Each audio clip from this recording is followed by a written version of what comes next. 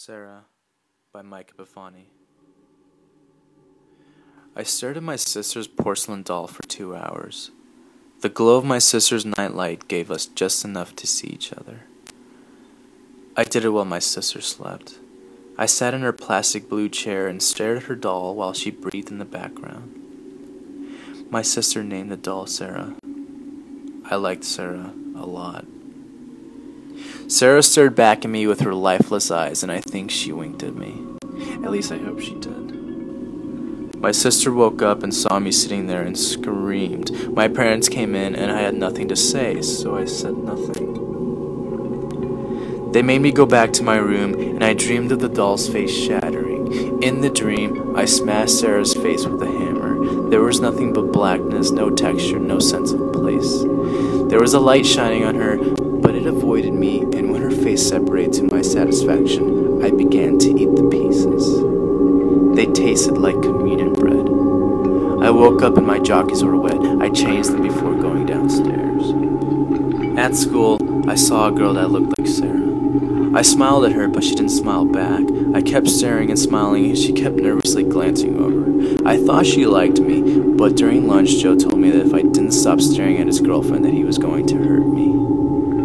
I said nothing because I had nothing to say. I wish she was more like Sarah.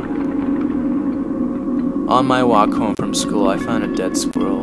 It looked at me like Sarah does. I held it in my hands, and some girls from school saw me doing it. They were disgusted. I wanted to taste the squirrel, but I set it back down instead. For the rest of the walk, I imagined Sarah and the squirrel and I living in a tree together. We would eat each other and have sex with each other. I like dead things. I like the way they look at me. Later that night, once everyone was asleep, I snuck back into my sister's room to spend time with Sarah. We stared at each other for 2 hours, and suddenly I felt an uncontrollable urge to kiss her. I knew she felt it too. I crept over to her and we slowly kissed but maintained eye contact. My lips were doing all the work, but I could tell she liked it. I dreamed of smashing the girl from school. In the dream, her face was porcelain and fell away in pieces like Sarah's. She tasted like snickerdoodle. I woke up and had to change my jockeys.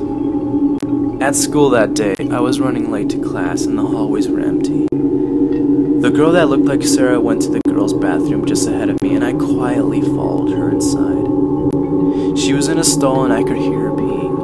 I waited for her to finish, and when she came out, I covered her mouth before she could scream. I wrestled her to the tile of the bathroom floor and smashed her face against the linoleum. After 8 solid cracks, she stopped struggling and there was a puddle of blood. Her eyes stayed open and she stared at me, and she looked just like Sarah. We slowly kissed but maintained eye contact. I took out my pocket knife and cut a square out of her cheek and tasted it. It tasted like vanilla cake.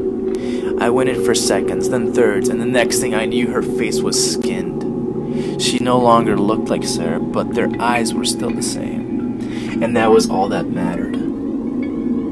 I cupped the side of her face. This is what love is. I knew I would find it.